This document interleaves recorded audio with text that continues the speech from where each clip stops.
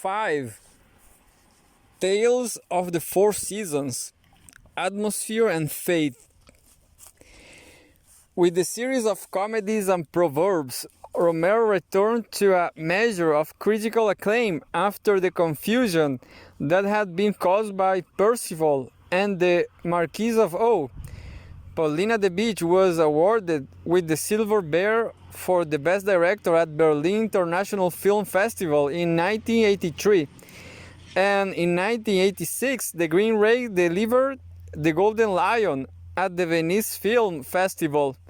By the end of the comedies and proverbs then, Rohmer was in much the same situation as he had been by the time that he had reached the conclusion of the moral tales. He had a measure of critical acclaim, and given the cheap costs of production of the recent series, he was also in the financial position to do pretty much what he wanted. But perhaps the experiences of the 1970s had taught Rohmer important lessons, and perhaps he had learned during the process of making the comedies and proverbs that it was possible to work in a characteristic style and yet manage to avoid the trap of vanity. The series that followed on from the comedies and proverbs, the Tales of the Four Seasons, consists of more or less exactly the kind of films that could have been expected from Rohmer. In 1996 interview, Rohmer said, "My intention is to cover related topics and without ever changing genres, to keep varying my approach." Rohmer, 1999. That is not a comment that he would have made after the moral tales, or at least had he made such a comment, he promptly went off and did exactly the opposite.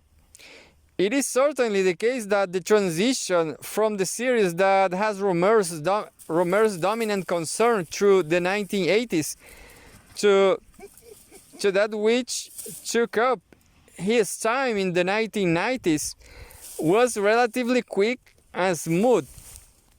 My Girlfriend's Boyfriend had been released in 1987, and Rohmer then made 2 programs for French television before releasing the first of the Tales of the Four Seasons in 1990. Rather unsurprisingly, there are 4 films in this series. It opened with A Tale of Springtime in 1990, and continued with A Winter's Tale 1992, A Summer's Tale 1996, and conclude with An Autumn Tale in 1998. During this time, Rohmer also completed the 3, The Major and the Media Center, Rendezvous in Paris, and a number of programs for French television. A Winter's Tale has given the International Critics Award at the 1992 Berlin Film Festival, and An Autumn Tale won the Golden Lion for the Best Original Screenplay at the 1998 Venice Film Festival.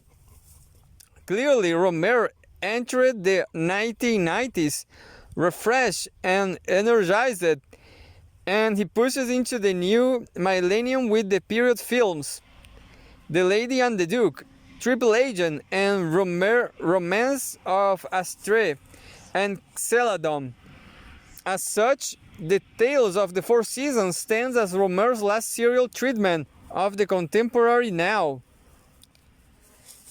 It is worth wondering about why the move out of the comedies and proverbs was seamless, whereas that out of the moral tales was much more difficult. Despite his history of avoiding the limelight, one explanation is that actually Rohmer did come to be seduced by vanity. It could be argued that the failure of the period films of the 1970s, but the success of the moral tales and comedies and proverbs showed to him where his success was to be found. the wave that took Rohmer from obscurity to node to commercial failure and back to node again could be interpreted retrospectively as a clear sign of what to do next.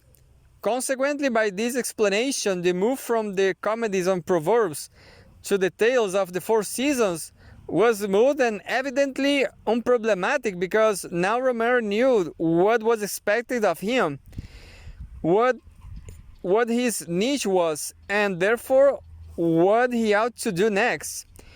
By this explanation then, Rohmer's career in filmmaking was also a kind of sentimental education. But whereas he left the heroines of the comedies and Proverbs standing on the threshold, leading somewhere or other, in his own education Rohmer saw the door and walked right through it. But these same points can be interpreted in a radically different way, and indeed in a way that sits more consistently with Rohmer's long-standing attempt to hide himself behind his work. After all, from the point of view of making himself invisible, the period films had been less than successful. They were so very peculiar that they actually pushed their maker into the limelight. The lesson that could be drawn from this experience, therefore, was that the best way of keeping oneself hidden is simply to carry on doing the kind of work with which one is associated and that the audience expects. In that way, any rips in the curtain behind which Rohmer hid might be repaired easily, or even better, not noticed. And so the filmmaker might once again be able to keep himself firmly in the background, even as the work becomes increasingly noted. But that strategy of keeping vanity at bay by making films that are clearly identifiable with a certain authorial name and not with any other has an attendant difficulty.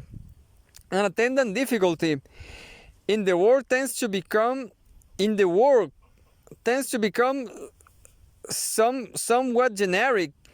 How then can it carry on being interesting? This is the mark of Rohmer's skill. In the 1990s, when he was working on the tales of the four seasons, Rohmer was proving over and again that he was able to produce films that could only be his, and which yet retaining a huge measure of surprise. The brilliance of this series is that it is typical and diverged from the realist creatures to which Rohmer had started to recommit himself to the comedies and Proverbs. In terms of shooting style, mise-en-scene, and lack of retrospective narration, the two series follow on, one from the other. At the first impression, the only major difference between the two series is that the tales of the four seasons gives a far greater centrality to music than the comedies and Proverbs. In the 1990s series, characters listen to music on hi-fi systems, hear bands at clubs, play pianos and guitars, sing, write their own songs, which are then sung, or sometimes music is used in a very non-Rohmeresque way for dramatic emphasis and to highlight the key moments in the narrative. For example, A Winter's Tale, a piece of music from the beginning of the film which is associated with the life-defining moment for Felice, reappears later at once to recall that event and the man who was involved in it. Is it not at all unreasonable to identify the tales of the four seasons as a microcosm of the Rohmerian universe? Heinemann, 2000. They recurrently deal with the attachments of love and whether a potential beloved can be found or, if found, recognized. The characters are eloquent, even though these films also feature the longest silences in Rohmer's work. 5 minutes without speech at the beginning of A Tale of Springtime, 7 minutes in A Summer's Tale, and there is an exceptionally strong sense of place. Indeed, in terms of the location of the stories, the tales of the four seasons are almost like continuations of the comedies and proverbs. Both A Summer's Tale and A Winter's Tale feature holidays on the Brittany coast, not far from the Normandy resorts of Pauline at the beach. An Autumn Tale is staged on and by the landscape of Rhone Valley, and A Tale of Springtime continues with the dislocated metropolis that typifies full moon in Paris. Uniquely for a Rohmer film that is set in Paris, A Tale of Springtime reduces the city to interiors once Jean has driven home at the beginning of the narrative, and the only external shots are in the garden of the old cottage that Natasha's father, Igor, owns to the outskirts of the city. The title of the series is more than simply descriptive. The four seasons to which it refers can be applied to the time of year in which each film is set, and also to the characters in their tale. For example, A Tale of Springtime might ignore much of the blossoming of nature, thanks to its restriction largely to interiors. Although a beautiful cherry tree is in full yet temporary flower at the cottage, but the story focuses on what might emerge from her exteriors. There is obviously the precocious teenager Natasha, who is beginning to blossom as a young woman, and will Jane allow herself to stretch towards a kind of warmth, or will she remain within the bud that protects her? Indeed, it might be said that this whole film takes place in the bud. A Summer's Tale focuses on a time of aimless possibilities and long days. Everything is right, but choosing is too much effort, and the days drift away in a bit of a heat haze. Meanwhile, in an autumn tale concentrates on the last flickers of golden radiance in the life of the characters before the confrontation with winter in the days and in their days. But perhaps A Winter Tale contains the most nuanced connection of story to time. Winter is a time of external cold but of spiritual warmth, and that warmth is the kindling of new beginnings, of natality.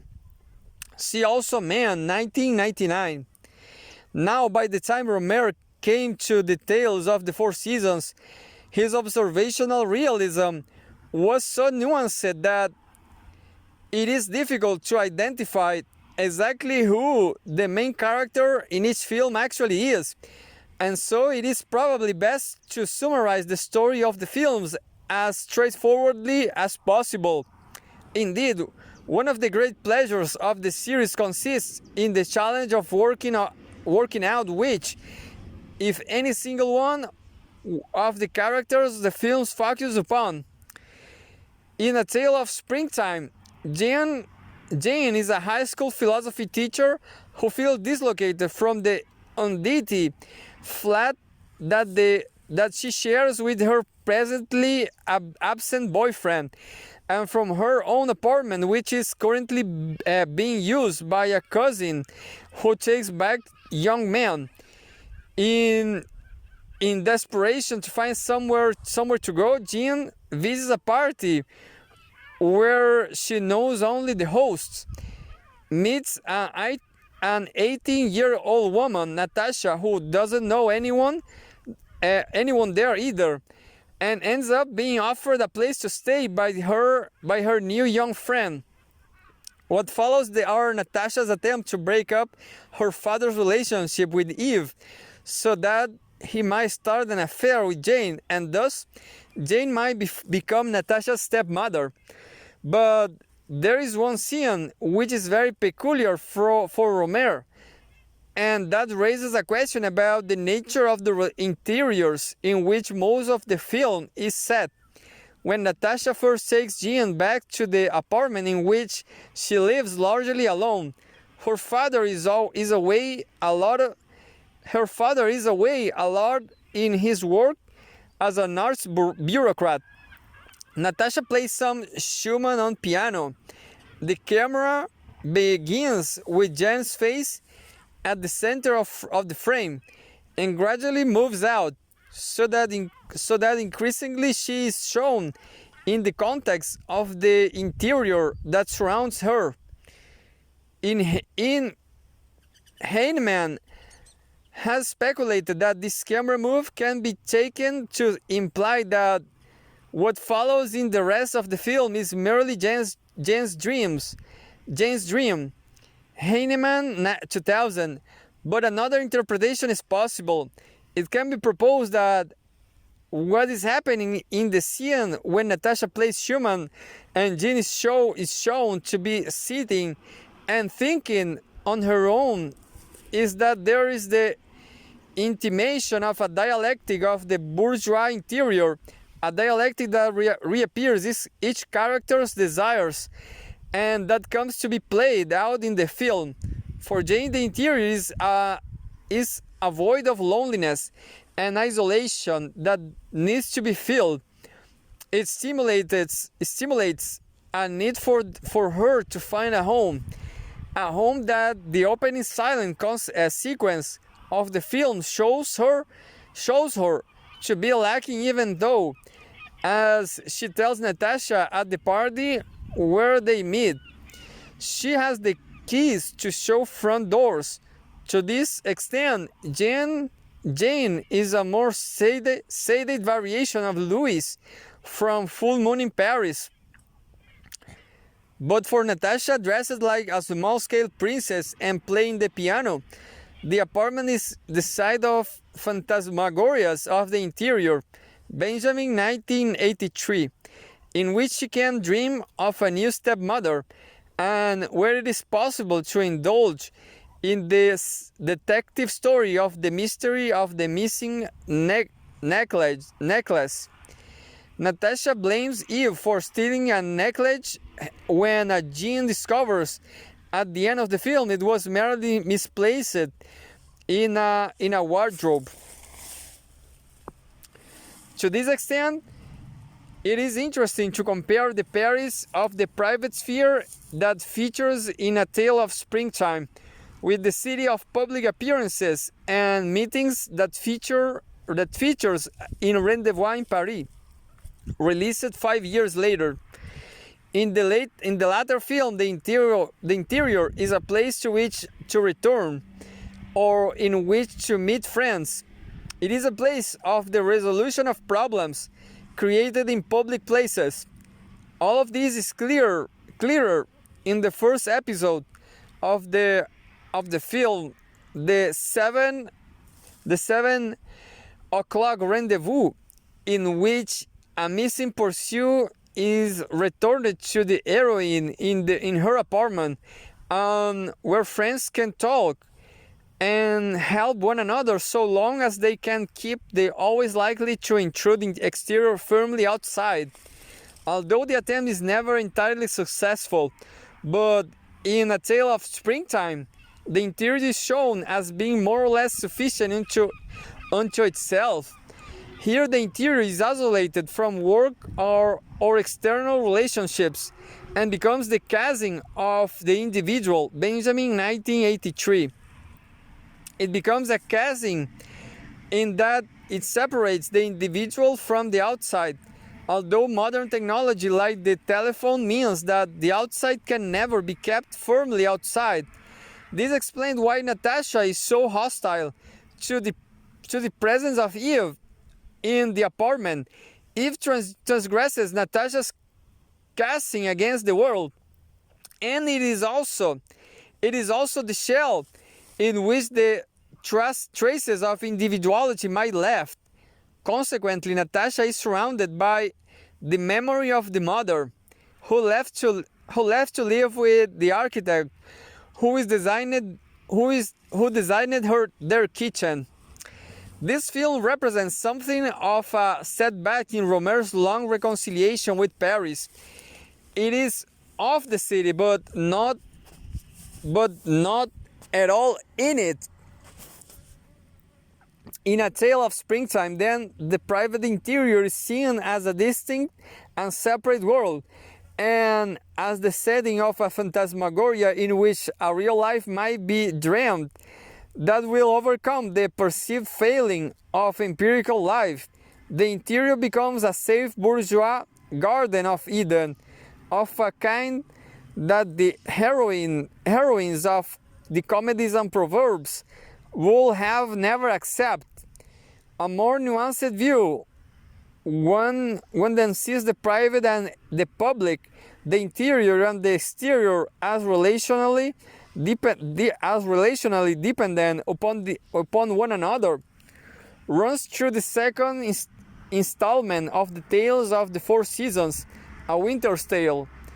This is in fact a film that is arranged in terms of spatial contrasts between holidays and the city, commerce and the form of a hairdressing salon, and the immanence symbolized by the cathedral, the interior as a place of warmth and emotional attachment, and the outside as cold and full of strangers. When she is on holiday in Brittany, Felice has a romance with Charles, and she leaves to return to Paris. She gives him her address, but by mistake gives him the wrong one. Her old house has been demolished and she has relocated. The film moves on 5 years, and Felice is now living in Paris with her mother and her daughter Lise. Charles is the father. The film is about Felice and whether she will settle for what empirical life was to offer. She has two suitors, Machense, the owner of the hairdressing salon in which she works, and with whom she moves for a brief time to Nevers, and Loic, a librarian, or whether she will hold out on her dream of real life, in which Charles returns, and they all live happily ever after.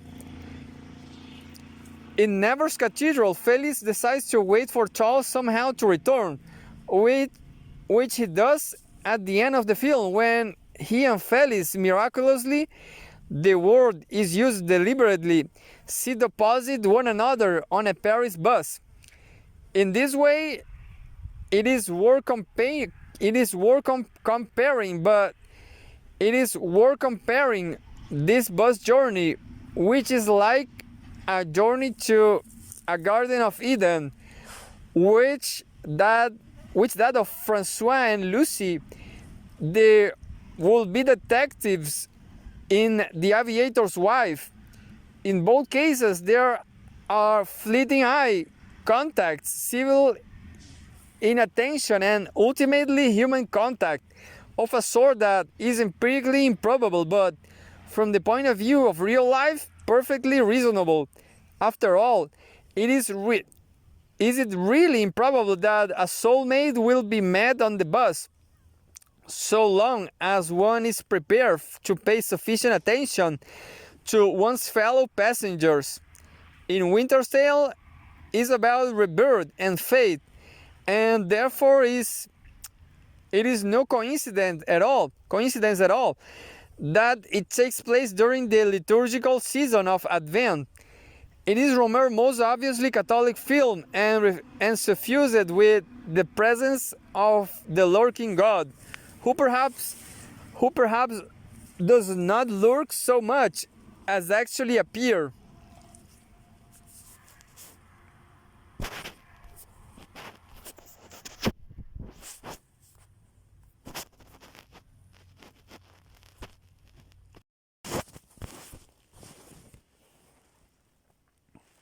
The third film in the series is A Summer's Tale, and of all Rohmer's work, this is probably the one in which the identity of the main character is most open to doubt.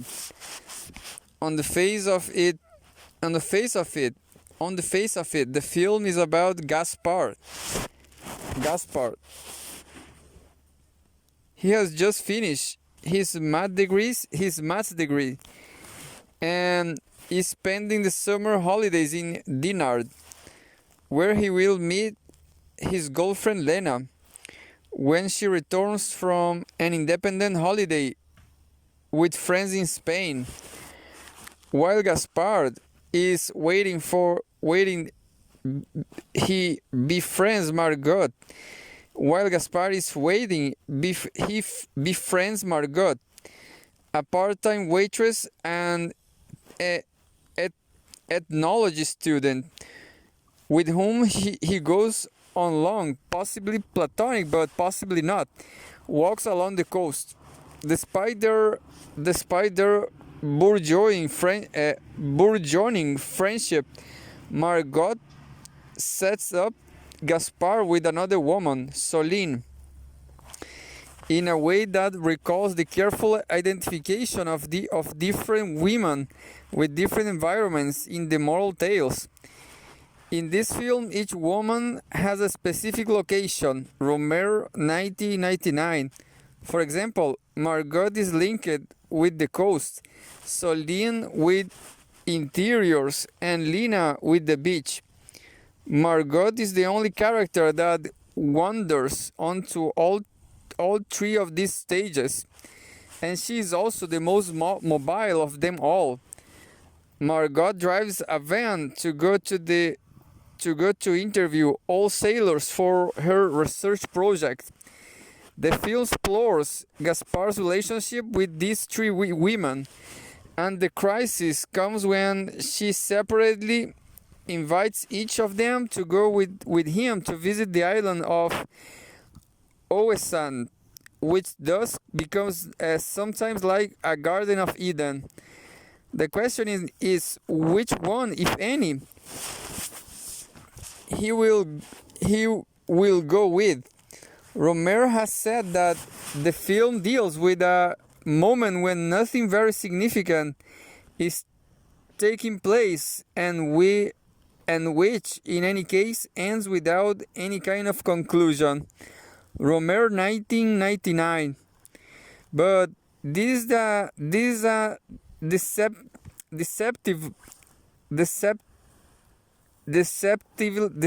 deceptively simple and perhaps even simplistic description of the narrative.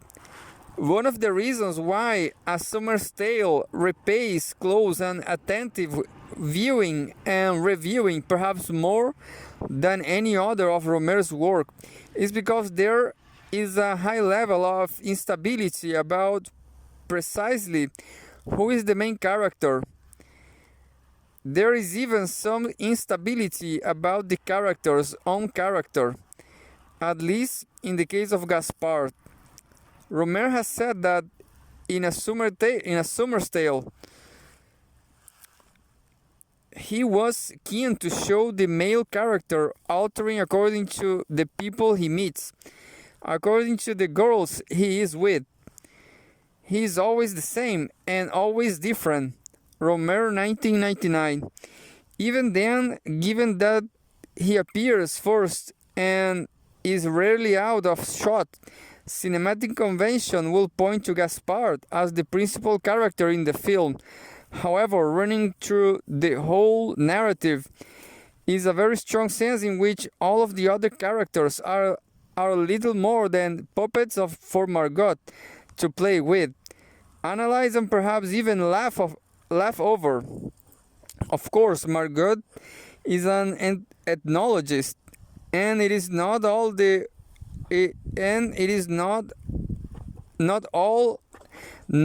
at all unreasonable to suggest that A Summer's Tale constitute field notes from a little study she carried out one dull summer while she was waiting for her own boyfriend to return from Polynesia.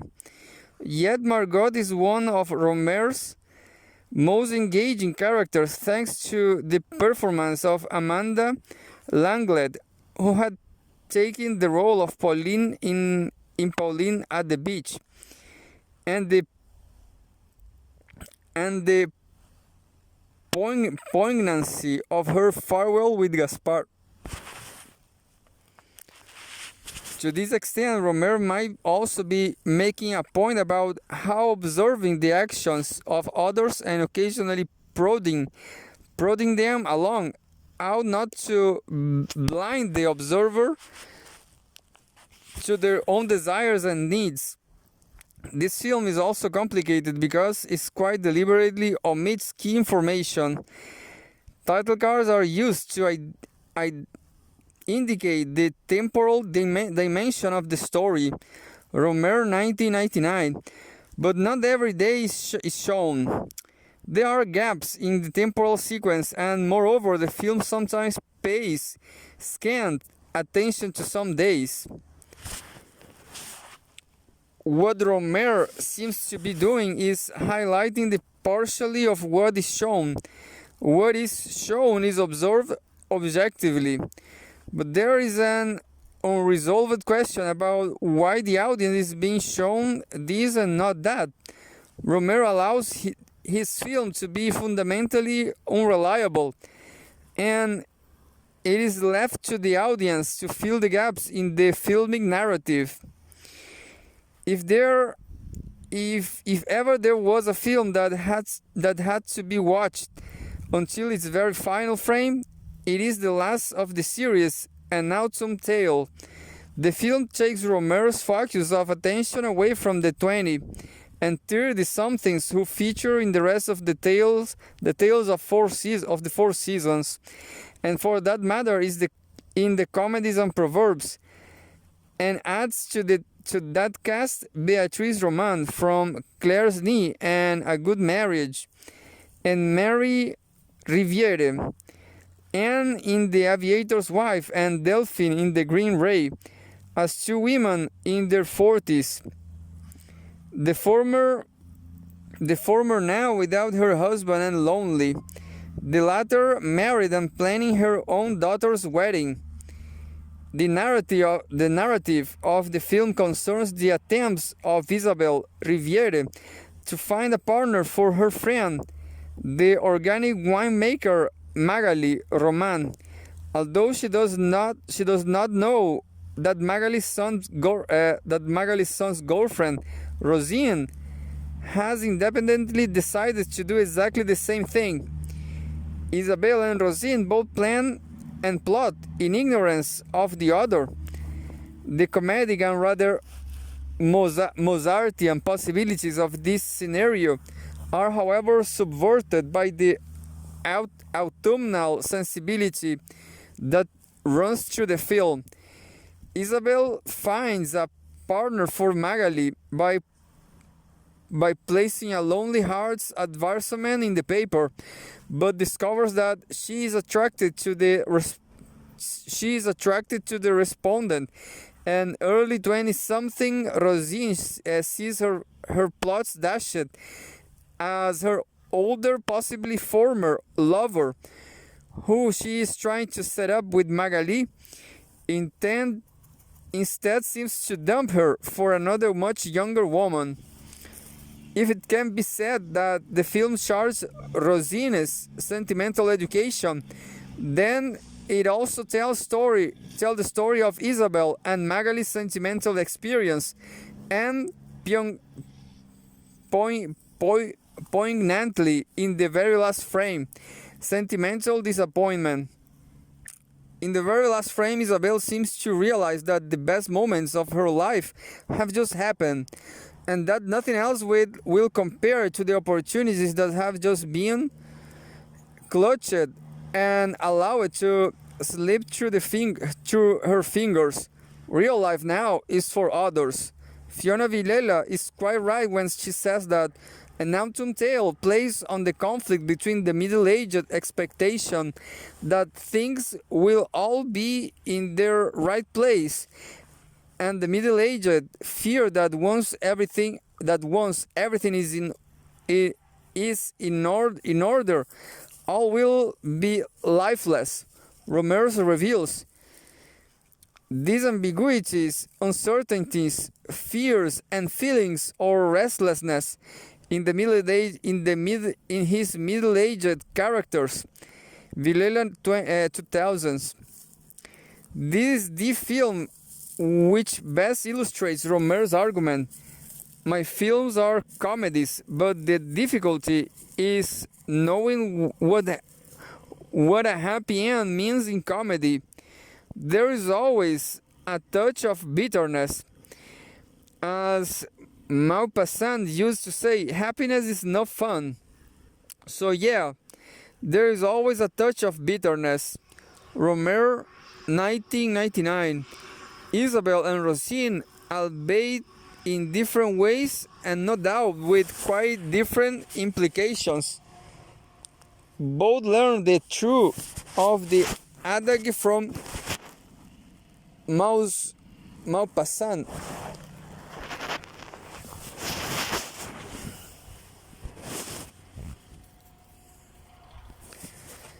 One of the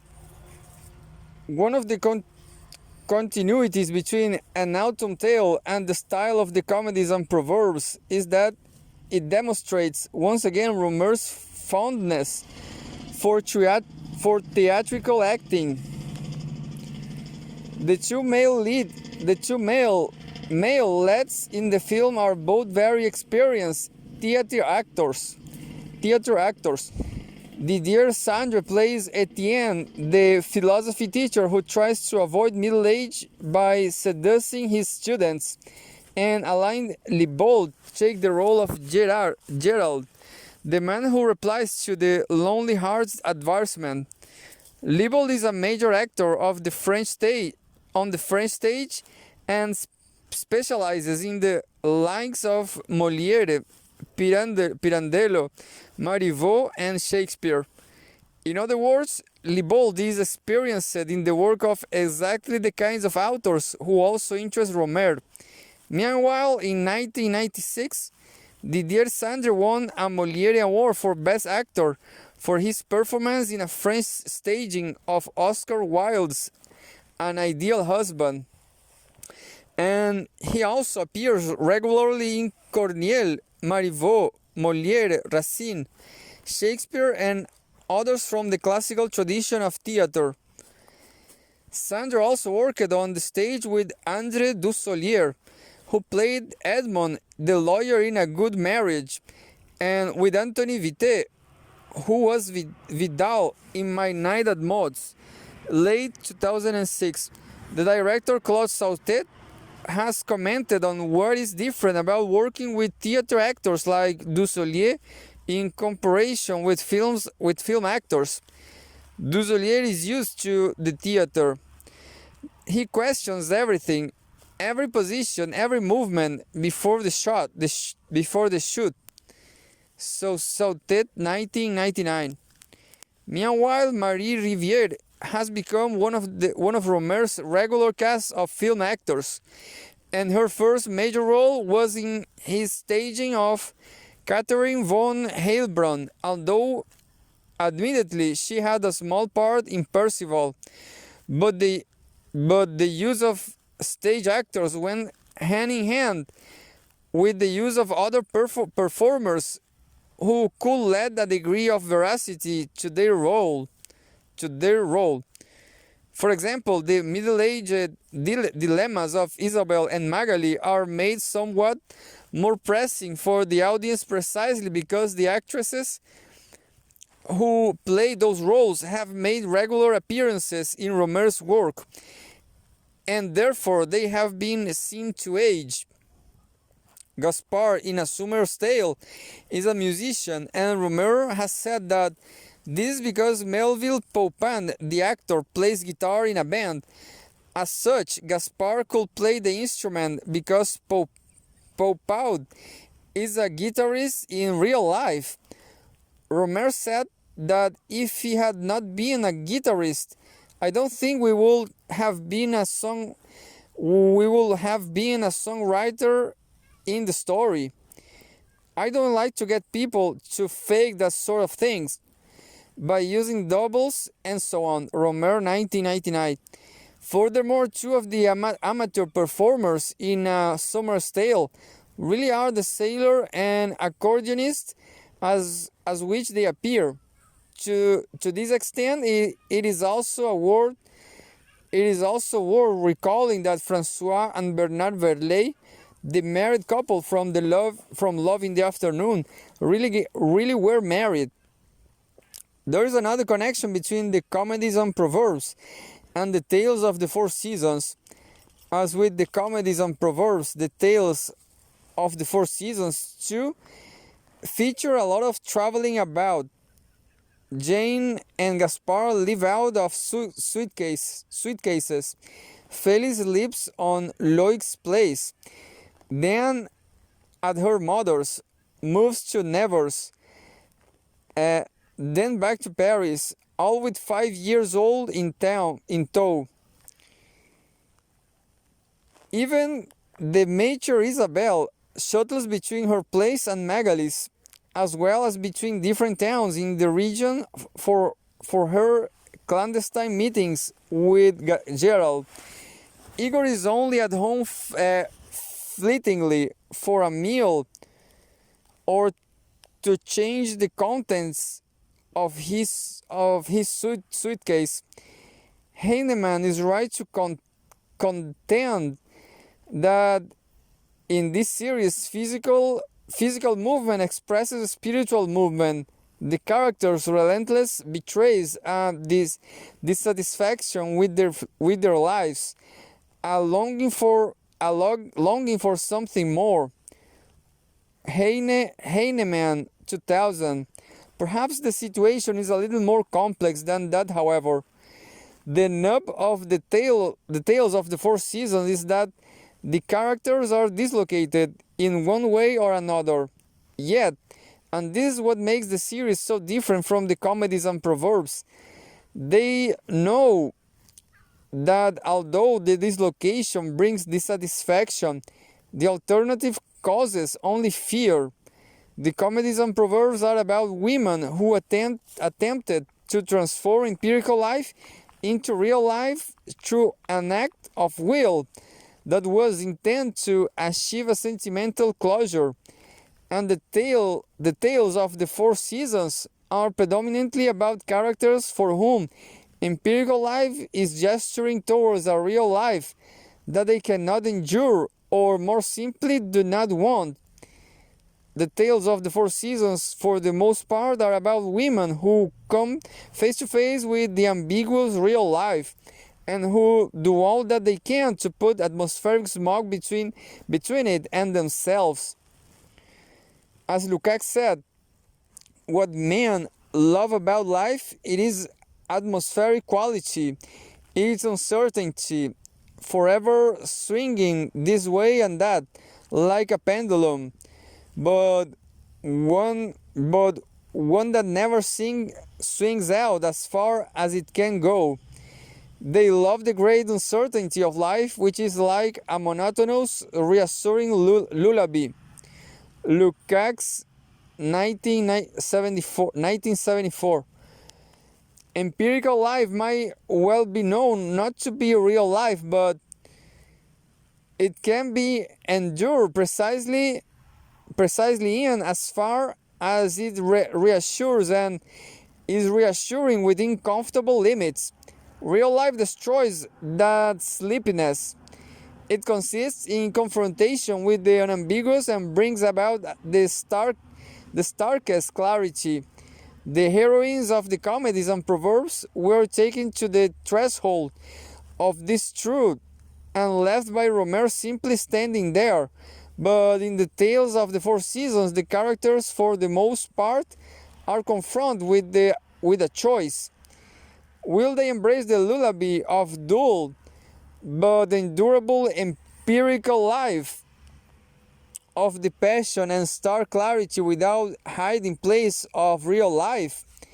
The series is about how that choice is confronted and, for the most part, how the characters try to make very complicated and grubbily atmospheric what is otherwise very obvious and in clear light, simply in order to ensure that they never have to confront the dangers but also the sublime possibilities of real life. It might be said that this series is mostly a book of lullabies. This chapter is divided into two substantive parts.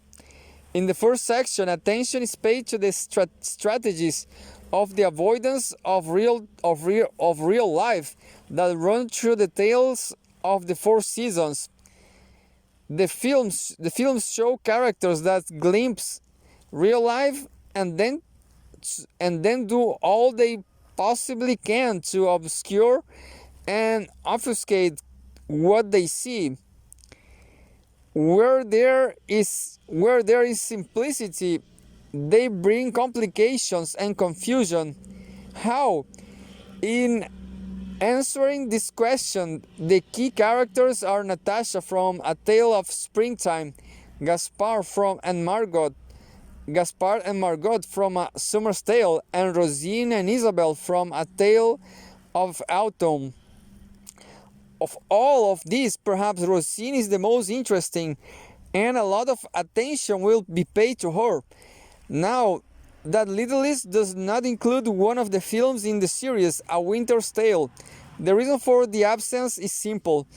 Whereas the three films already mentioned are about the avoidance of real life, A Winter's Tale is about a wagger on its acceptance. As such, the second part of this chapter turns to Felicia. It is argued that her character is significant in Rohmer's universe because through an act of faith, she subordinates empirical life to the chance of the appearance of an asked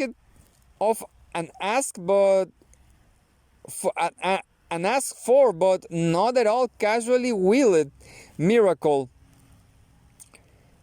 Not at all casually willed miracle. Felicia is the culmination of Rohmer's Theologia. She embraces the empirical void and is receptive to the possibility of an eruption of grace. Felicia takes the chance of real life. Atmosphere. Lukács said that in ordinary life we experience ourselves only peripherally. That's it. That is, we experience our motives and our relationships. This is because our ordinary life has no real necessity, but only the necessity of being empirically present, of being entangled by 1,000 threads in 1,000 accidental bonds and relationships. These threads are on themselves without any deep or profound meaning, and everything that is could just as well be otherwise. Lukács, 1974. Such is the metaphysical basis of empirical life. It has no this worldly empirical inevitability at all. It is precisely the thread of the revelation of the accidental basis of everything that situates us in the world.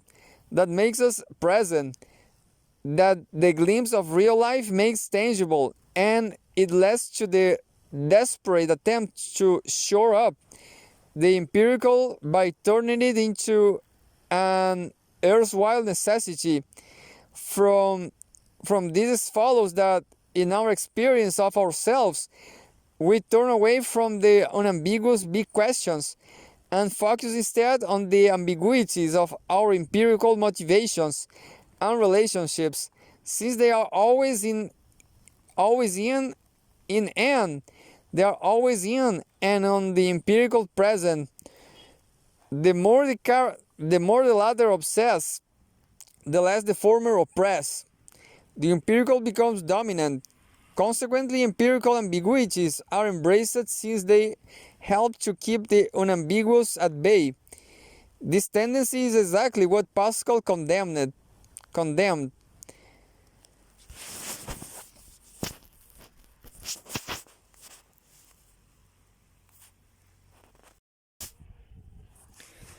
It is through a relentless focus on the ambiguities and the accidents on the empirical that the atmosphere is created that makes sure that the clear light of unambiguous real life can never get through, or if it does, that is might be passed over without too much difficulty, although perhaps with increasing regret. That is part of the meaning of sentimental education. The relentless concentration can take the form of the transformation of entirely contingent love relationships into an erstwhile fate that cannot be avoided and for which all must be sacrificed. And therefore, the ambiguities of empirical life become a problem, yet an attractive one, because they mean that the accident of love need never be glimpsed. The initial accident becomes subordinate to the matter of maintenance, or it can involve acts of will that allow for the conceited belief that the ambiguous things of the empirical world need to be, that can be put in order and subordinated to a design. Consequently, atmosphere can be defined as the product of social and individual emphasis on the ambiguities of the empirical in order to hide away the dreaded unambiguous real. Atmosphere is what makes the ambiguous appear to men and women as their inevitable fate, and which means that a life on the periphery of the world can come to seem like the only and maybe the best place that life might possibly be lived. It is a metaphysical lie, but an empirical comfort. The tales of the four seasons share a formal structure in which ambiguity is created through the introduction into unambiguous relationships on an extra character that causes confusion and instability. In this way, the clarity of the unambiguous is fogged, and none of the characters have to confront its challenge. The formal structure involves the more or less willful transformation by the characters of dyadic into triadic, dyadic into triadic relationships. The sociologist George Simmel identify dyads as social forms that have only two participants. The problem with dyadic relationships is that they are always confronted with the danger of their termination, whereas larger groups can withstand the loss of one participant. By definition, a dyad cannot.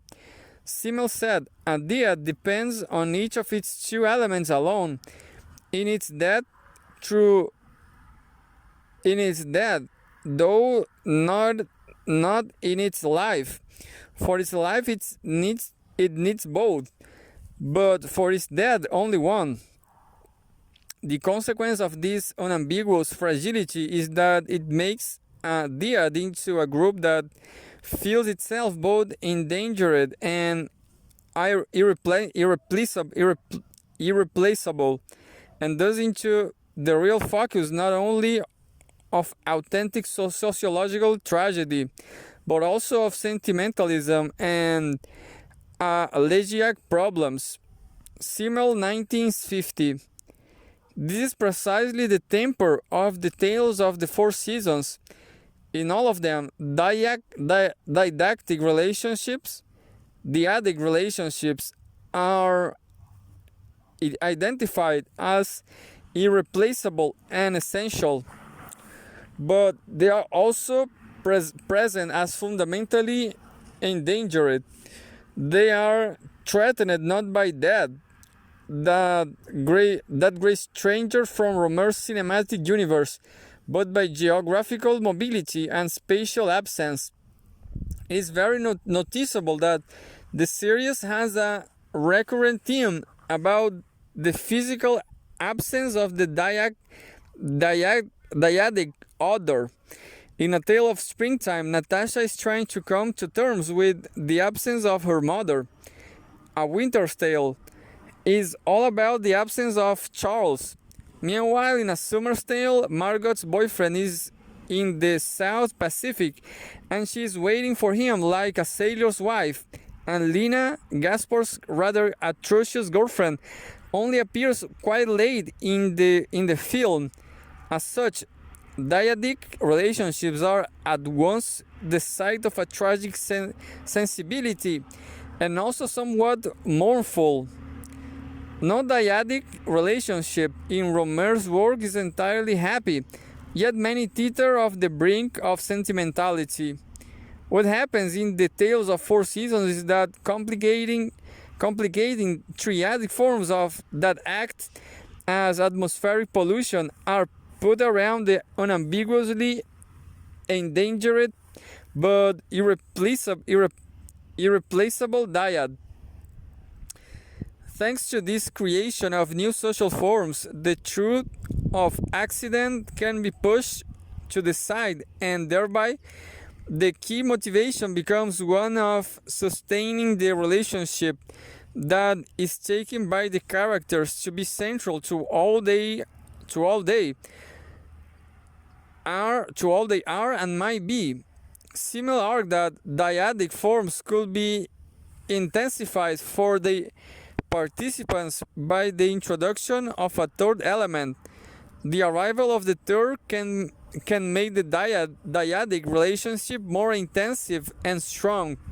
For many otherwise undeveloped unifying forces that derive from more remote physical reservoirs come to life in the feeling of exclusive dependence upon one another and of hopelessness that cohesion might come from anywhere but immediate interaction.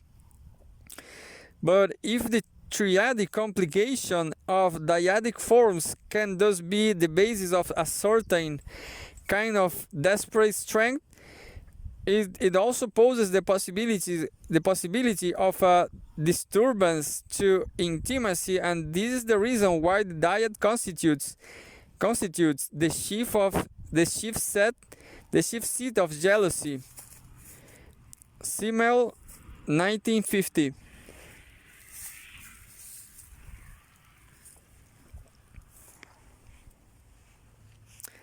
Ambiguity is generated so that truths need never be confronted. Although this does not mean that all problems consequently disappear, according to Simmel, triadic forms pertain when a third social element is introduced into previously dyadic forms. With this new element, everything changes because the appearance of the third party indicates transition, conciliation, and abandonment of absolute contrast. Simmel 1950. In short, the triadic form is one in which the different members have to spend time negotiating their mutual relationships, forging alliances and differences, and so questions of threat and irreplaceability become less significant at an empirical level than matters of presence and co-presence. Exactly this theme can be seen in the series, where a number of the characters go to considerable lengths to ensure that the unambiguous truths about dyadic forms are surrounded by atmospheric pollution. So Igor and Eve are in a relationship with which they are both content, but Natasha refuses to accept it, and thus does all that she can to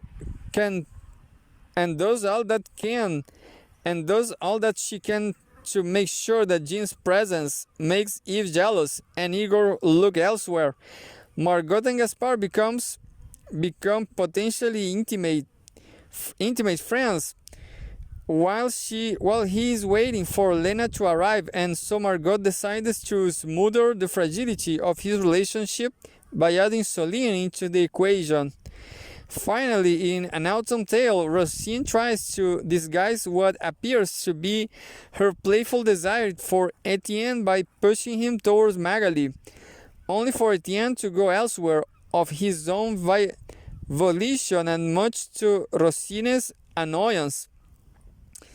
In each case, there is an unambiguous relationship founded on an accident of meeting, and in each case, a character intervenes to add a triadic third element into the dyad, and thus to render the clear opaque.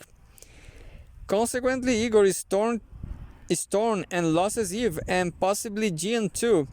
Margot and Gaspard avoid one another by making sure that others get in the way, and Rosine tries to avoid the contingency of her close relationship with Magali, who she clearly sees as a surrogate mother, by cementing it through Etienne. The trouble is that Rosine proves herself to be unable to keep her jealousy at bay, and everything that she has planned falls apart. Rosine is the greatest schemer in all of Rohmer's work. She is the character who is most obsessed with subordinating the unambiguous to the ambiguous. She is the young student whose boyfriend Leo is Magali's son, but who is also at the evident end of an affair with Etienne, her philosophy teacher. Rosine tries to ensure that Etienne and Magali become a couple, presumably so that she can stay in contact with both. And moreover, she becomes exceptionally jealous when her teacher lover talks to another young woman at the wedding reception that Isabel has organized. Perhaps Villela provides a more succinct summary of Rosine's tendency to multiply and create ambiguity. She remains emotionally tied to Etienne throughout the film, which becomes fully evident at the wedding, where she is jealous of the former student Etienne constantly eyes, and in the fact that she finally goes home with him and not Leo. Furthermore, her relation to Magali is an area of ambiguity. Even she cannot clearly explain its intensity. Villela 2000.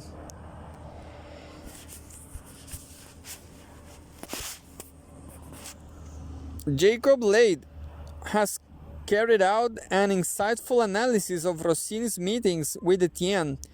They emphasize the lengths to which she goes to create an atmospheric fog of ambiguity where there might otherwise be all too much clarity. Rossini's problem is that she does not want to admit that her largely accidental relationship with Etienne might actually be possessed of the unambiguous weight of the real. As Lay notes, throughout Conte Dalton's scenes of these ex-lovers, Rohmer contrasts Rosine's verbal resistance to Etienne with her hesitant physical welcoming of his embrace. She declares that their relationship is over. He repeatedly responds tactily several times. She accepts his touch before pulling away. Late 2006. For example, Etienne embraces Rosine from behind. She nestles in his body and smiles, and he kisses her shoulder. However, when he slips his fingers under the shoulder strap of her vest top, she pulls away. Etienne expresses confusion about why such a trivial act should cause Rosine to move away from him. She responds that Etienne has gone beyond the boundary line that separates friends from lovers. In other words, Etienne is unambiguously attracted to Rosine, and yet she responds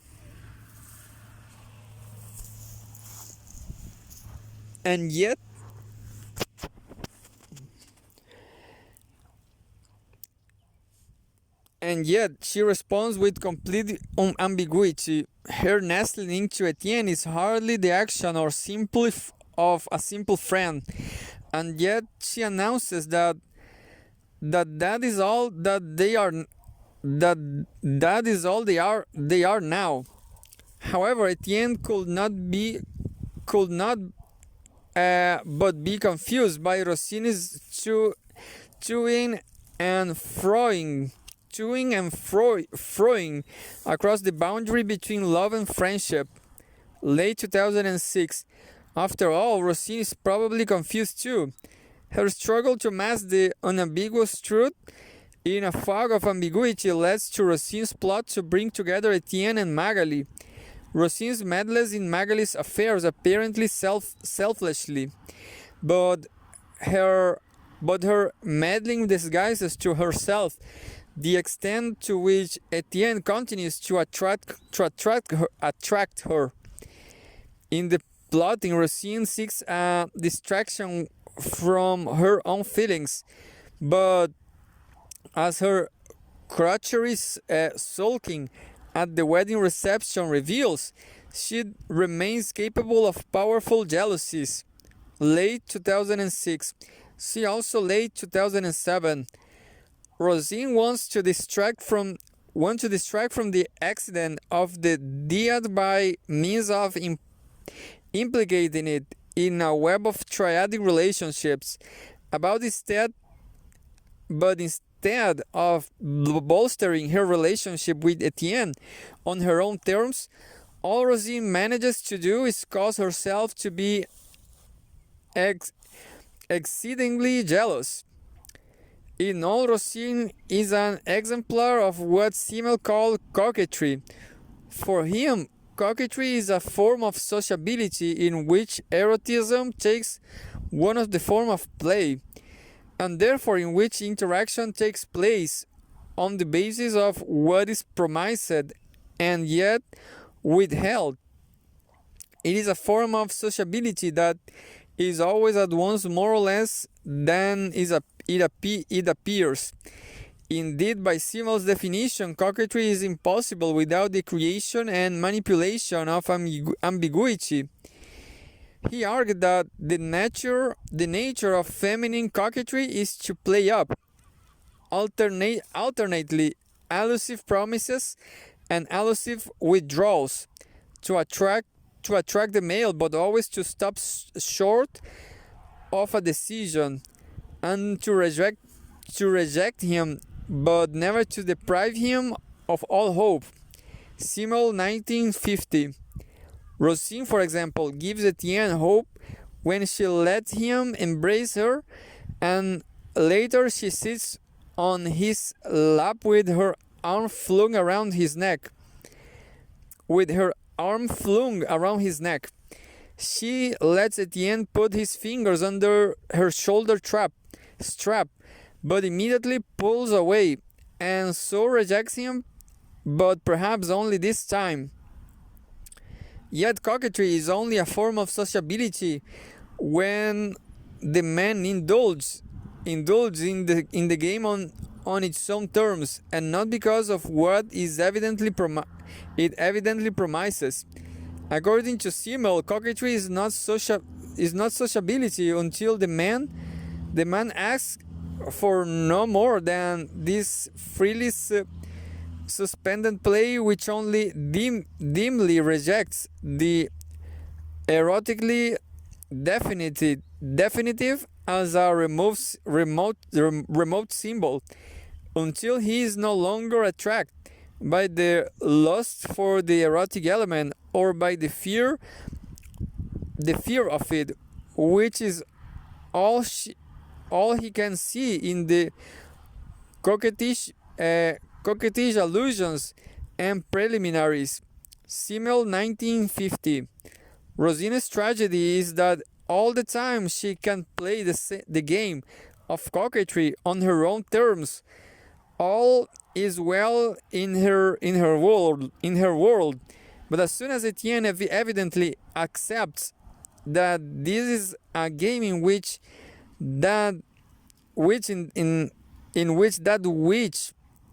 is promised will always be withheld, and as soon as he turns her elsewhere, Rosine comes face to face with the unambiguous truth that she tried desperately to hide away.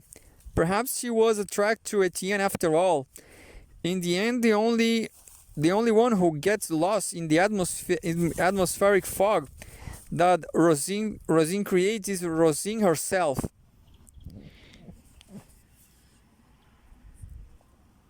Maria Tortajada, however, contends that coquetry is just one variation on the much broader theme of seduction. She argues that An Autumn Tale shares with a lot of Rohmer's work a concern to explore what she refers to as seduction through ambiguity. Tortajada begins by arguing that seduction is the appearance of desire, the method by which desire exposes itself to the one it wishes to reach. Tortajada, 2004a. Now this fairly simple definition needs to be unpacked. What it means is that the seducer presents the object of seduction with an appearance of desire. As such, the seducer represents her or his desire to a spectator. But this in turn raises the question of whether the representation truly reflects desire, or whether the connection between the representation and the represented, by contrast, is false. For Tortajada, this question of connection is the basis of ambiguity. First, and within the film, there is the question of the seducer, and second, there is the matter of the response of the object of seduction. But Tortajada says that there is a third place too, that of the spectator. The seduced spectator, just like the seduced characters, can never be sure of the seducer's desire, even if the hero talks about it openly. We can never be sure that he is telling the truth. Tortajada, 2004. This is, of course, the basis of so much of the irony that is given to the moral tales, but the frequent gap between the images on the screen and the complacency of the retrospective narration. But in the comedies and proverbs and the tales of the Four Seasons, Rohmer leaves the audience to work out the ambiguities for themselves.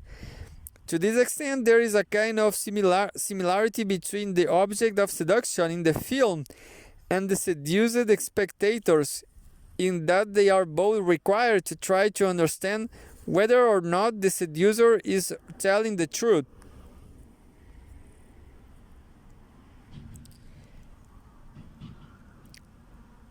In A Summer's Tale, Margot raises all of these ambiguities and questions especially well. She is always something of a mystery. In this context, all of the questions that so bedevil Rohmer's characters emerge in all their force. What is the nature of this desire of which I see the appearances? Am I really the object of this desire? How does this seduction address me? What does its representation want from me? It is really destined toward me? Tortajada, 2004. These are exactly the questions that Rohmer's characters, and his heroines in particular, never stop asking themselves. And as soon as a character like Margot is seen, neither does the audience stop asking these questions either.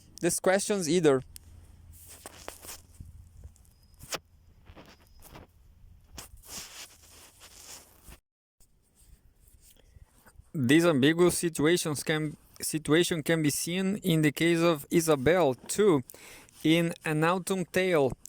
She has decided that the best way for Magali to meet someone is if she, Isabel, places a lonely horse advertisement in a local paper on her behalf.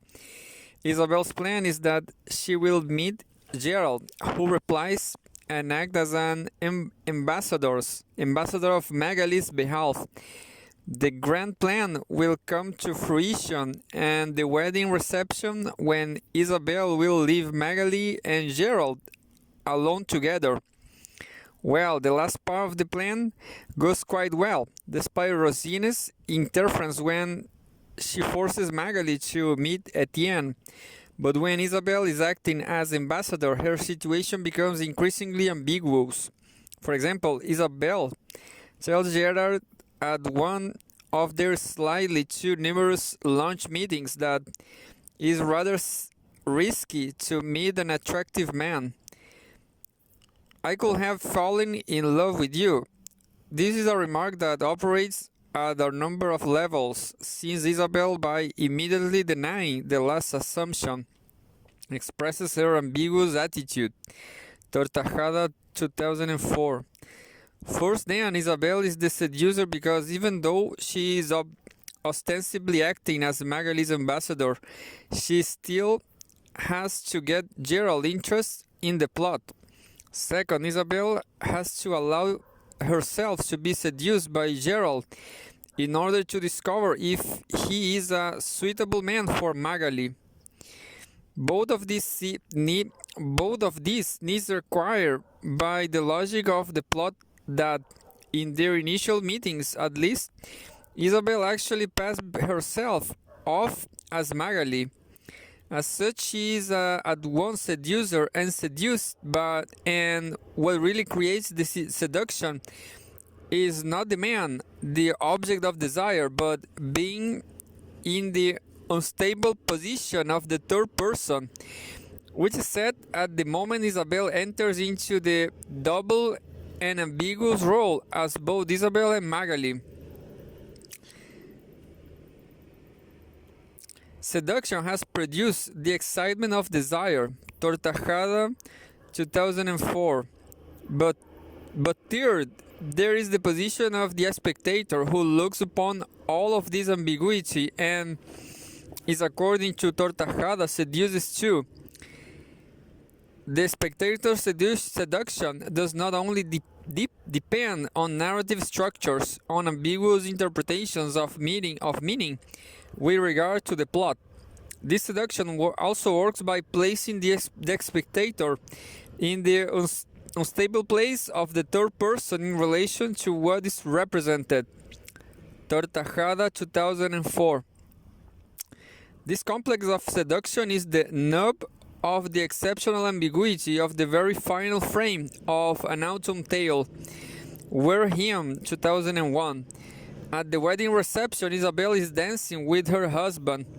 Her daughter is now married, and Magali and Gerald appear as if they might be able to make something out of their meeting. Everything in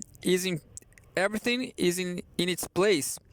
And as Isabel is seen over her husband's shoulder, she look on her face represents what? Fear that this is all that remains for her, acceptance that now the autumn years have arrived, lost, regret, unrequited love, or contentment. It is impossible to say what the final image represents, and the preceding story offers little by way of guidance. The spectator is put into the position of the third place that Tortajada identifies, and so the spectator is also thereby seduced by ambiguity. For the characters and the audience alike, the seduction, coquetry, and plotting that runs through an autumn tale has created so much atmospheric fog that any chance of an encounter with the unambiguous has become difficult, if not actually quite impossible. The price that Isabel and Rosine have to pay for their attempt to avoid the unambiguous is massive.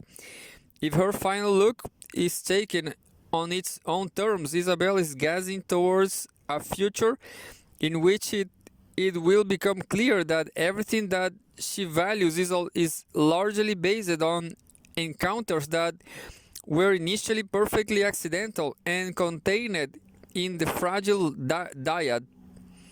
Meanwhile, Rosine leaves the wedding reception with Etienne. She has likely discovered through her jealousy that her feelings toward him were quite unambiguous, but that thanks to her game of coquetry, she has now lost him for good. They have both discovered that trying to make everything how it is as it ought to be proves only that everything could be otherwise than it is intended to be. Faith. Simone Weil wrote that the imagination is continually at work filling up all the fissures through which grace might pass. She also wrote, the imagination filler of the void is essentially a liar. Weil, 1952. If these elliptical remarks are tied to the themes from Lukács, then it can be contended that the unambiguous opens up the void. It reveals the accident and contingency of the empirical and cuts it adrift from any metaphysical mournings.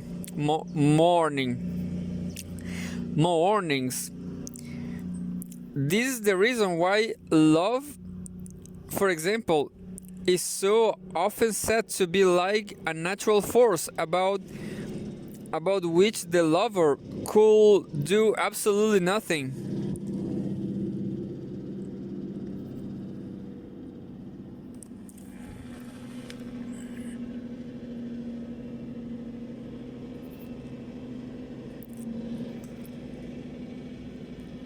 The utter contingency of the love relationship cannot be admitted, since to so admit will also be to accept that all one's most valued empirical relationships are too fragile, because they are dyadic, to be able to bear the weight of investments of real life.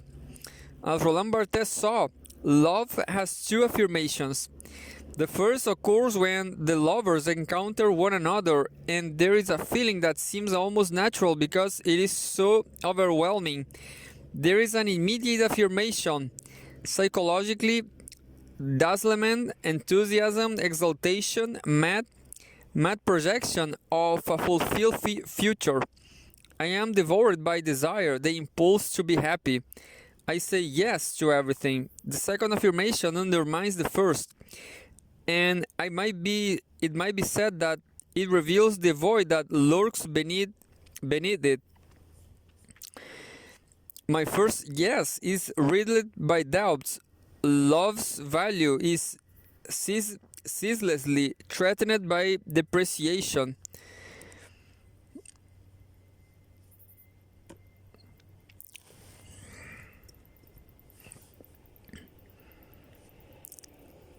This is the moment of melancholy, passion, this is the moment of melancholy, passion, the rising of resentment and of oblation. How then is the doubt overcome? How is the void avoided? Barthes says that the doubts can be overcome by means of what amounts of a third affirmation. That I have affirmed a first time, I can once again affirm without repeating it. For them, what I affirm is the affirmation, not its contingency. I affirm the first encounter in its difference. Barthes, 1978. Put another way, then, the second, doubtful affirmation is overcome through a desperate restatement of the first affirmation and by the imaginative pretense that the reiteration is always a new beginning and never a return. The third affirmation complicates the unambiguous doubts of the second by naturalizing the first.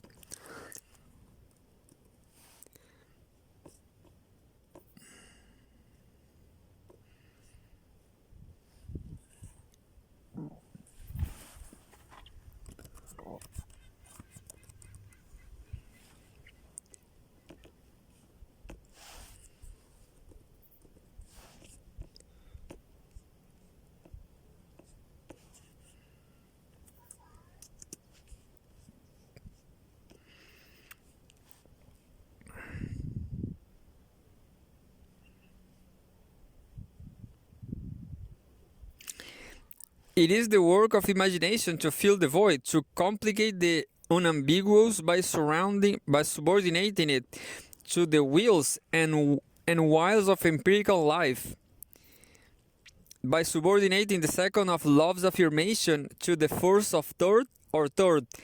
By this argument, imagination is less about the creation of a desirable what could be, then it is a more or less desperate attempt to refuse any need to accept the unambiguously true. It is in this way that, to return to Whale, imagination fills the void in the empirical that the unambiguous throws open, and therefore it is also in this way that imagination is essentially a liar. Imagination is a kind of coquetry of untruth. This is definitely the mode of operation of Natasha, Rosine, and Isabel in the Tales of Four Seasons. Perhaps Margot too becomes so imaginative in the plans for love, and takes such efforts to make sure that Gaspard spends time with Soline and Lina. Precisely because the utter contingency of and dyadic fragility of her love for her boyfriend in the South Pacific has been revealed by Gaspard's equally accidental arrival into her life. What all of these heroines are trying to do is fill up the void through incredibly imaginative schemes, and in these terms, the empirical success or otherwise of the plots is less important than the plot in itself. After all, if a plot is known to succeed, then the barrier that it can establish between the empirical and the void of the unambiguously real might well collapse. If a plot is never fulfilled, it can continue to obsess and distract, although always at the cost of dissatisfaction and a sense of frustration or loss. This is what Rosine and Isabel appreciate at the end of An Autumn Tale, but what Natasha does not come to learn in A Tale of Springtime. In the first place, Rosine's imagination releases unintended consequences, while Isabel seems to have been all too successful. For both of them, the imaginative scheme reaches a kind of conclusion. In the second case, in A Tale of Springtime, Natasha learns little because the outcome of her imaginative plan to bring her father and Jean together is never revealed. Rosine and Isabel live through a story at the end of which is the void that the story itself was intended to cover, and Natasha is stuck in an eternal episode that likely has no definite ending. For example, the question that A Tale of Springtime raises but quite fails to answer is whether Natasha will be happy if Igor and Jean get together, or if she will be unhappy. Margot, at the end of A Summer's Tale, appreciates that her scheming has simply killed the chance of the thing that she might love, a relationship with Gaspard. All of this will be a game and a little consequence if it did not contain the theological dimension that Wales identifies. If imagination fills the void, it also blocks the fissures in the chasm of the empirical through which grace might pass. Consequently, Will recommended that we must continually suspend the work of the imagination filling the void within ourselves. Then we will be able to discover that come what may, the universe is full.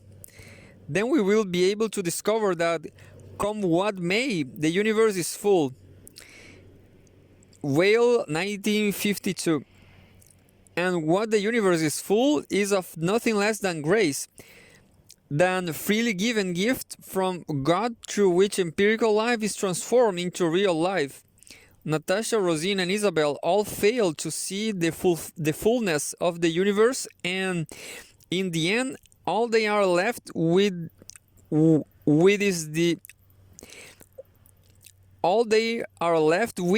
is the need to continue the work of imagination in order to fill the void of their empirical life. They need to continue to work to make sure that the void within is filled with distractions, and that the contingent relationships that make them present in the world can come to seem like inescapable fate. Whether or not Natasha and Rosine will succeed is an open question, but it is certain that at the very end of An Autumn Tale, Isabel comes to appreciate the costs of such a way of maintaining empirical life.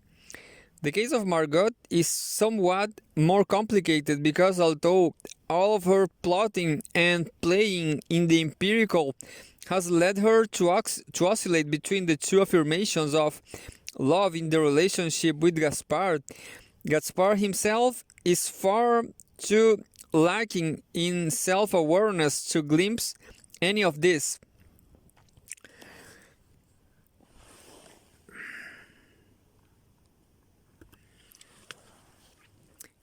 At the end of Summer's Tale, she seems to be a character who has achieved at once a kind of innocence and a lot of experience. She is innocent because for her the void will not entirely open, even after Gaspard's desperate flight from his three women.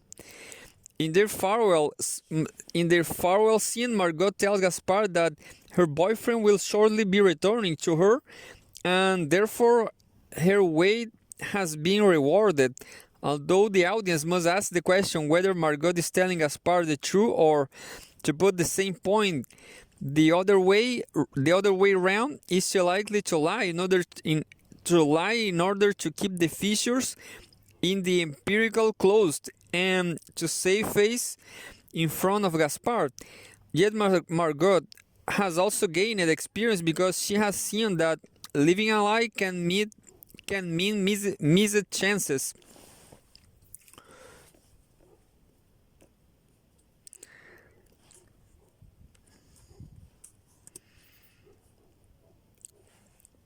However, there is one character that rescues the tales of the four seasons.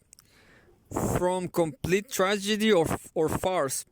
Indeed, there is one character that acts as the counterpoint to all of the delusionists, deceivers, and schemers in Rohmer's work. This is Felice in A Winter's Tale. In her fragility, Rohmer's Theologia speaks, and it speaks in the voice of Simone Weil. Grace fills empty spaces, but it can only enter there. It can only enter there where there is a void to receive it, and it is grace itself which makes the void. Weil, 1952. Felicie accepts the void of the empirical. She refuses to fill it with the work of imagination, and in this receptive and attentive to the infusion of grace into her life. Felicie refuses ambiguity and is open to the reception of an imagination of the unambiguously real. Perhaps unsurprisingly, Felicie is one of the misunderstood characters in Rohmer's work. Heinemann calls her an uncultivated working-class hairdresser. Heinemann 2000. At one level, this is a perfectly accurate description of Felicie, but it is an entirely empirical domination of her and quite misses her other dimensions. Felicie is a character that is torn between two empirical choices. On the one hand, there is the world of vanity that is represented by Maxence, the owner of the hairdressing salon. He wants Felicie and Liz to move with him to Nevers to start a new life as a family. On the other hand, there is the world of cultivation and of reading books without understanding them, that is represented by the librarian Loic and his somewhat awful group of friends, with whom Felicie spends one long belittling evening listening to a discussion about books that she has never read. In these empirical terms, Felicie is indeed an uncultivated hairdresser, but of all of Rohmer's characters, she is the one who is most attentive to the void and the fullness to which it gestures. Felicie is the least imaginative of Rohmer's characters, the least distracted by the empirical world, and therefore she is also the one who is most receptive to grace. It is not at all far-fetched to identify Felicie as the point of redemption in Rohmer's entire body of work. However, she is not represented as a figure of saintly virtue or as a mere carrier of teleological principles. Felicie is very human. She is torn. She is confused, and she has to make very hard decisions that will have an impact upon others. Felicie has to make choices without knowing in advance what will the best and whether the choice she makes will reap any reward. Quite simply, then, every bit as much as she is a character that carries a certain teleological weight, Felicie is also just like us.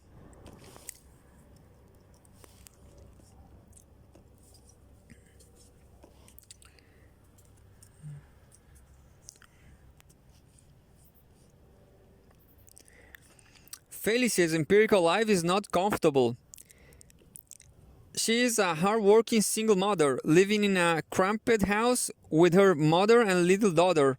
She is offered ways out by two men who seem sincerely to love her, Maxence and Loic. But Felicie has never forgotten Charles, the father of her child, with whom she had a brief holiday romance and, due to her own mistake, over addresses. has never seen since. Oscillating between two lovers, Felicia still cherishes Charles as her ideal man, and their summer romance as her only experience of true love.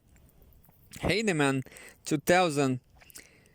She is torn between the pendulum swings of empirical life with their ambiguities, Maxence or Loic or Maxence, and the stark clarity of real life, of the real love that reveals the void that is at once terrifying and yet potentially full.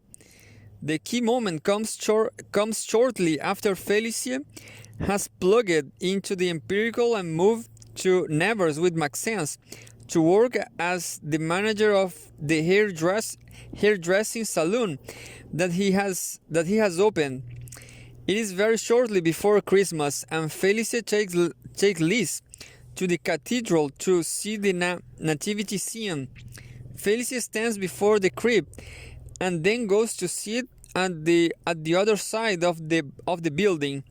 As Liz's footsteps are heard, tapping out the sound of her exploration, yet the sound of the footsteps disappears, and the camera pans to the altar and then to Felicie's rapt face.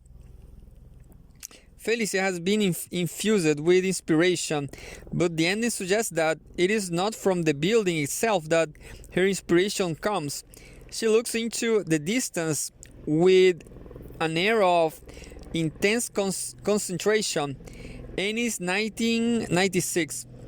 This is nothing less than a moment of grace, which Felicie is able to receive precisely because within her there is an empty space between two suitors, and that empty space is made into a void that is then filled through an act of grace itself. And it contends that Rohmer seems to suggest that Felicie has experienced a revelation of God through her visual concentration of the altar, but he points out that there is also an auditory dimension to the moment of revelation, since for no realist reason, a few bars of the music from the opening idyll of A Winter's Tale, the idyll of the romance of Charles and Felicie, are heard again. The music remembers Charles in Felicie's life. She does not simply recall the idyll, but she also commits herself to her long lost true love. Ennis, 1996. Felicie leaves Maxence and returns to Paris because she believes that only there will she meet Charles. The void has opened up. After all, presumably she now misses Charles as never before, precisely because he has been remembered, and yet through an acceptance of the void that her lack of imagination makes all the easier to see. Felicie is neither a schemer nor someone who wears her knowledge as a badge of ostentation. Grace infuses the empirical and opens it up to a wagger on the real.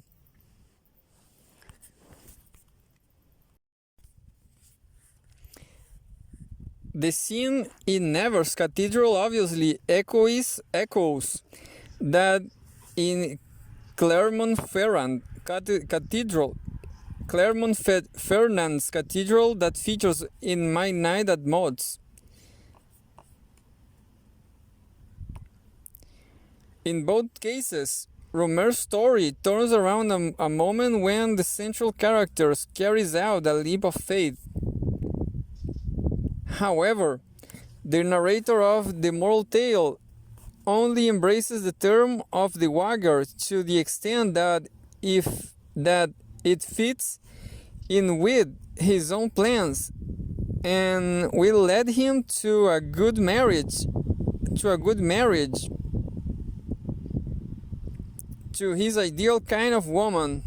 The narrator does not make the wager on the basis of appetition so much as an expectation. The situation is quite the reverse with Felicia. The moment of the infusion of grace in the cathedral is the moment when she makes a wager on waiting for the real, or perhaps it is better to put the point the other way around and to identify the moment on the wager as the moment of infusion. She knows that the alternatives of empirical life can never be satisfactory, and so her wager consists in an acceptance of the need to wait and to pay attention in the hope, and not at all the expectation that the unambiguously real will be revealed, that her sacrifices will be redeemed, and that the void will be replaced with plenitude. It is faith through repentance for having moved from Paris to Nevers with Maxence that brings Charles back into life, Felicia's life, just as in Shakespeare's Winter's Tale, which she goes to see with Loic. It is faith through repentance, repentance that brings Hermione back to Leontes. Charles returns in the mundane setting of a bus journey when Felicia, quite contingently, sits opposite him. They recognize one another. She takes him home to meet her mother and their daughter. Charles asks Felicia to be the manager of his restaurant, and the film ends with everyone looking into a future that they cannot possibly know. No, in short, Rohmer is not crass enough to represent the miracle of Charles' reappearance as a moment of sentimental closure, or as an and they all lived happily ever after resolution. It is not impossible that Felicia will come to realize that Charles is not her ideal, that he is just another person stuck in the empirical world, trying to avoid confrontation with the void. Felicia has hope that in the same spirit of Saint Teresa of Avila, although in an empirical temper, hope of my soul, hope. You know neither the way nor the hour. Dream that the more you struggle, the more you prove the love that you bear God, and the more you will rejoice one day with your beloved in a happiness and rapture that never end. Quoted in the Catechism of the Catholic Church, paragraph 1821. That is the substance of Felicia's love for Charles, but the question that remains dangling is whether she also has the perseverance to endure, as that real hope increasingly has to be made to sit alongside the empirical Charles. A Winter's Tale makes its audience makes its audience will that Felicia's wager will be repaid, but it also serves to undermine our belief in Felicia's future happiness. For although she idolizes Charles, and her revelation in the cathedral led her to bet on him. Pascal's bet may be lost. Felicia might find herself becoming bitter. She will have give up to relationships for a man who could not live up to her ideal image of him, Ennis 1996. Or as Maupassant might have had it, there is no reason to suppose that happiness is fun, yet without faith, the risk will never have been taken, and Felicia will have ended up with a different kind of nothing.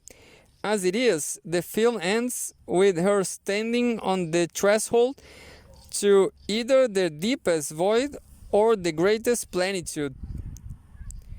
Conclusion.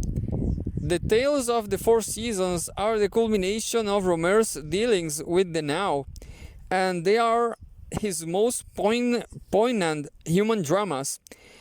In this series, the metaphysical dilemmas of the moral tales have disappeared, as have the desirable and destructive gardens of Eden that haunted the woman of the comedies and proverbs. With this final series to be set in the now, Rohmer brings the human to the fore, even more powerfully than he had in any of his preceding work. The characters in this series are in fact very recognizable real, because they all sing simultaneously songs of innocence and experience, and all of them glimpse the chance that real life is so terrifying and requires such a gamble that it might be better to settle for the compromises and disappointments of everyday life. And yet, even if this might be the lesson that is learned by Natasha, Margot, Rosine, and Isabel, there is also the malignant and childishly hopeful Felicia. She looks at the narrow swing of the pendulum of empirical life, and refuses to accept that it can offer fulfillment. Instead, sitting in the cathedral, she makes herself a void, suspends imagination, and is infused with the gift of grace. Felicia stops seeing the empirical, and her hope is rewarded with a moment of the infusion of unseen grace that will cause her to see all the more carefully, even on a Paris bus. Rohmer's work is possessed of a theologia that can be summed up in the principle that it is necessary to pay absolute attention. This is the premise of his realism. The demand that he makes of his audience, and attention to creation, the audience to the beauty of humanity in its setting, with all its confusions, hesitations, and hopes, and the characters are called to pay attention to the chance of the miracle of the infusion of grace that will transform empirical life into real life.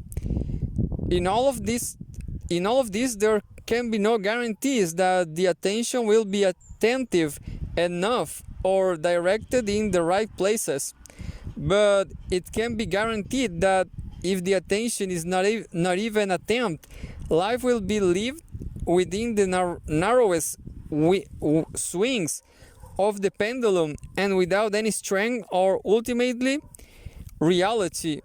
Rohmer's Theology is saying that there is more to the world than meets the eye, and that wonders can only be seen through the development of a disposition to look for what which is unseen.